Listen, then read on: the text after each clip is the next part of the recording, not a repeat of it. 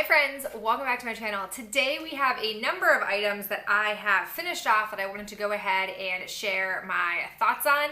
I'm gonna go ahead and start first with the makeup items that I have. They're mostly decluttered items that I have to share with you, and then one like used up item. So let's go ahead and get started. Okay, so as you guys know, I recently pulled makeup in my collection that I wanted to put on the chopping block and scrutinize before the year was over. As I was doing that, there were like a handful of products that I just knew automatically I just don't like for whatever reason or have gone off on me. So the first one that I have is from Fortune Cookie Soap. It's the Moon Glow Liquid Highlighter. This is a like duochrome type of highlighter where it like reads pink, but then also like kind of greeny gold. It's just not the type of highlighter I want to apply on my cheekbone, so it doesn't work for me. I'm gonna get rid of it. I also wanted to test out this e.l.f. product that I've had for so long. I'm pretty sure this is like an illuminator where it's supposed to brighten or like provide some glow to a foundation. I never tested it, and I finally was gonna pull it out for the makeup on the chopping block for 2020, but it has since like split apart, it's separated, it's not good anymore, so I'm gonna go ahead and throw it away. Not a huge loss because I never use this. I just am a little bummed that I never actually tried it out, but clearly I had no interest in doing that if I let it sit around for so long that it went bad. Two other products I'm getting rid of are recent additions. So as you guys saw, I purchased a bunch of stuff from the That's Taupe line from ColourPop. And I have been playing around with the products from that whole haul, and there are two that I kind of had a feeling wouldn't work out for me, and I definitively have decided that they are not gonna work out for me. The first is the Super Shock highlighter. This highlighter, I didn't quite understand or grasp in the swatches or in the footage online that beautiful sheen you see there is not what you get on your highlighted cheekbones. You just get glitter, and it's not nice. It's not my favorite. And so then I thought like, well, why don't I try using it as a topper? Maybe that'll be nice on my eyes, and it's no good. I was doing an eye look and I put this on. It was beautiful. It was a beautiful eye look. Within like an hour, it was creased and like separated on my lid. It was awful. And that palette ordinarily doesn't have that problem. So this was the only thing different about my makeup that day. So because of that, I'm not gonna keep this. I'm not gonna mess around with it. I'm gonna go ahead and cut my losses and just get rid of it. It's a bummer, but like, I don't wanna keep makeup that I'm just not a fan of. The other product that I have from that I'm actually really bummed about, it is the glossy lip, the ultra glossy lip in the shade Rattler. This shade. It looks like I put mud on my lips. It is not a cute look for me. It just doesn't look nice on my lips with my complexion. I don't know if it's because it's too brown or if it's just too cool tone, but it's not my jam. So even though the texture of it's nice and it is a really beautiful gloss, it's just not a shade for me that I'm ever going to wear, and I don't want to fuss with it. So I'm gonna get rid of it, but it's at least good to know that I like the formula. So if I do come across a shade in the future that I'm interested in, I won't hesitate to purchase it. Now that we're done talking about decluttered, I have two makeup items that I am considering done. The first is a sample. It's the Joa Pore Deactivator infused with tea tree extract pore minimizing and mattifying primer. It's fine. It really feels very silicone based, and I just prefer to have pore filler primers that don't have that type of like slippery texture. So I'm happy that I used the sample. I'm not compelled to want to buy this though. I'm also considering finished my ColourPop Silicone Core Sponge. I am noticing a lot of cracks in the silicone core center, and I'm starting to feel some of those lumps in the product. So I'm gonna go ahead and call it quits and just use another one of my makeup sponges. I do really, really like this. I did repurchase it. Once I'm done with the other sponge I pulled out, I'll pull that one back out. I just think that it's a nice texture, and it does help prevent makeup from being sucked into my sponge and then not being put onto my face. So I'm definitely cutting down on waste when I use this, which I like. So definitely recommend this if you're on the ColourPop website and you're looking for a sponge. I'd add this. I have 3 sets of Impress nails. The first ones are called Gen X. These are from the Halloween collection. It basically was like a maroon brown nail with then like a tan accent nail with some like jewels on them.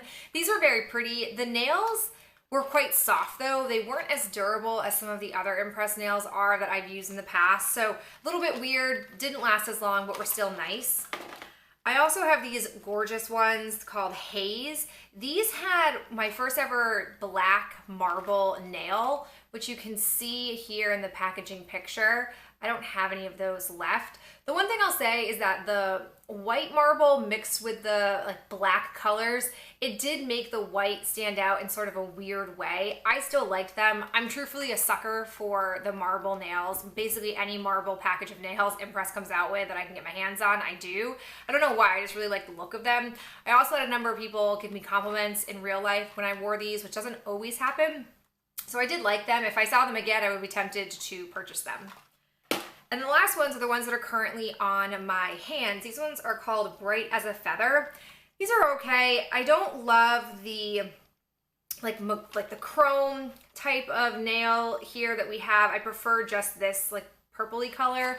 These are also really soft. I've noticed that, you know, for example, on my pointer finger, you can sort of see, if it will zoom in close enough, the edge like is kind of curling, which is a little bit unusual. I've not seen that, and it's because like the edges are just so soft. So it's fine. I will use them. Obviously, I'm wearing them. They're going to get used up, but I don't think I would necessarily repurchase these two, knowing that they were a little bit soft and not as durable as, say, like these black ones were.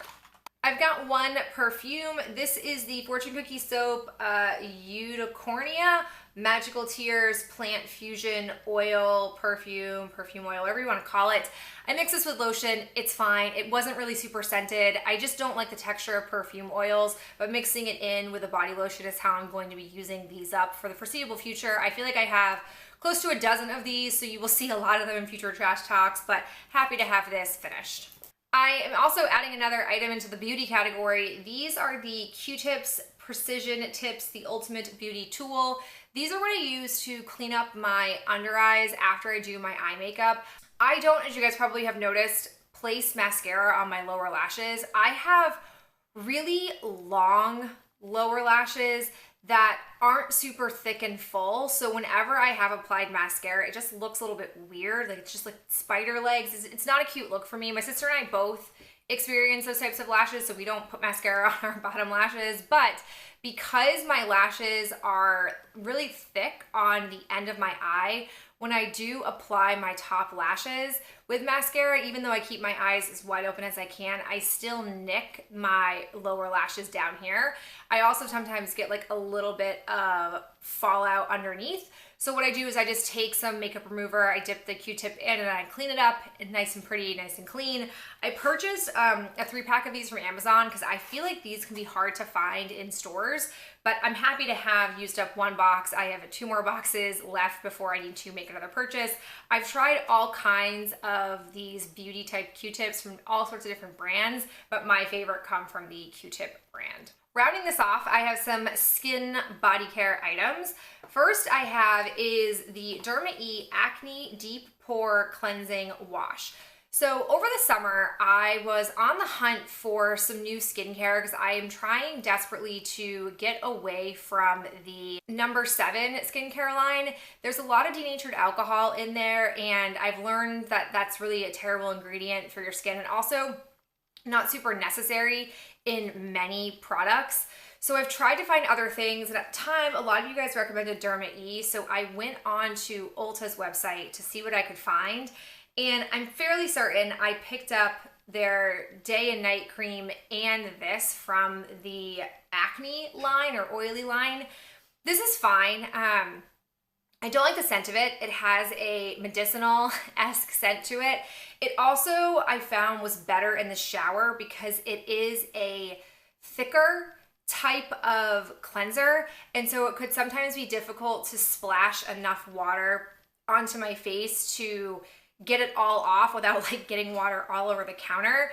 I don't think I'm gonna rebuy it just because I don't love the scent of it, and I feel like my skin is still having breakouts. I don't know what is happening with my skin. I've never had acne like this before, and it's not maskne because it's up here like along my forehead, and it's just been hanging out for, at this point, I think a couple of months. So I don't think this was having so much of an effect, but the one thing I will say that's great about it is I didn't have to take the cap off to get all the way down to the bottom of the product. I intentionally didn't take the cap off to show you guys that it gets all the way down on its own, which not a lot of products I have come across with a pump system like this can do that. So I think it's a good face wash. It just doesn't check off enough of the, like, a sensory experience, and I didn't find that it was effective enough for my skin. I think my skin just responds better to harsher things. I don't know. So I'm not gonna buy it, but I'm happy that I used it up. Another item that I was excited about, but I'm not gonna rebuy, it's the Milani Green Goddess Makeup Melter Cleansing Balm. This is fine. It, the scent of it, it's like, I guess it's medicinal based, but my issue with this is it's just like a texture thing.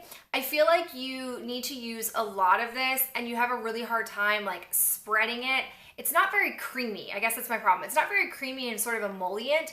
So I feel like I was using a lot of this, and if I didn't use a lot of it, it wasn't really breaking down my makeup very effectively. The Good Molecules one is way better than this one. I now have the Banala one that I'm using. I also like that better than this one. So I would not repurchase this. I don't think it's a great cleansing balm. And I've also heard many a person make note that the amount of product you have in here versus what it costs is not great compared to some of the higher end ones that are more expensive but come with more product. So all in all, glad I tried it out. I'm on a cleansing balm journey, but not one that I'm going to rebuy. Another item that I have is the Grande Lash MD Lash Enhancing Serum. So I tried this during quarantine. I had 2 samples of it, and my lashes responded real well to it.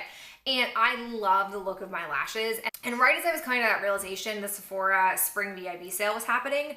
So I thought, like, okay, why don't you go for it and see, like, if you start to do it every other day or every few days, how it impacts your lashes. Like, this isn't a product I want to keep buying over and over again, but I was at least tempted enough to want to give it a go.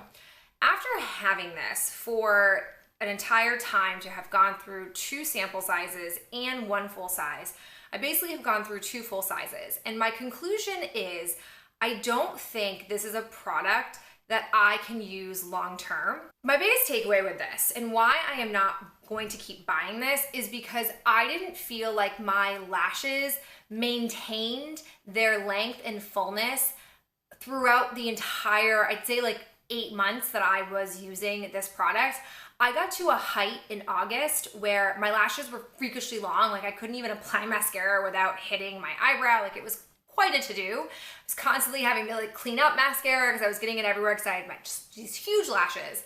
But once I hit September, I noticed that all of a sudden, like, I started having pockets where it felt like I had like lashes fall out.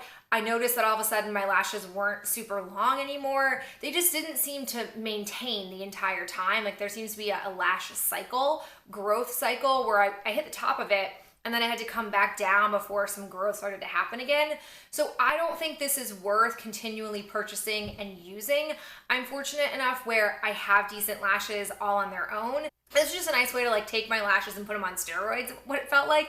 And they were beautiful for a while, but it just didn't feel like I could maintain it long enough to want to keep buying this over and over again. Final product that I have is a body sample from the Bathing Garden. So I recently learned that Fortune Cookie Soap is no longer making their whipped soap. I feel like I missed that somewhere along the way. I'm still not quite certain why they made that choice, but I did know that the Bathing Garden made body products, and I had heard about their whip soaps basically. So I went ahead and placed an order. I got 2 of them, and I ended up getting this as a sample. It's called the Colossal Pumpkin Lantern. It's a pumpkin butter parfait. I am not very well versed with Bathing Garden's body line, so I didn't know what a parfait was. But basically what was in here was some whipped soap and also some exfoliant. I didn't like the way it was placed in the package because you basically had like the whipped soap kind of layered on top, and then you had the scrub in the bottom. I think it was meant to be like split down the middle, but because this is just a plastic container and there's no way to separate them or keep them separate, that's all fine and well because this is just a sample. I'm just pointing out that I maybe wouldn't feel so inclined to buy a parfait in the future if it's packaged the same way as this. The whip soap is fine. I don't love it as much as I love the Fortune Cookie soap, but it gets the job done for shaving.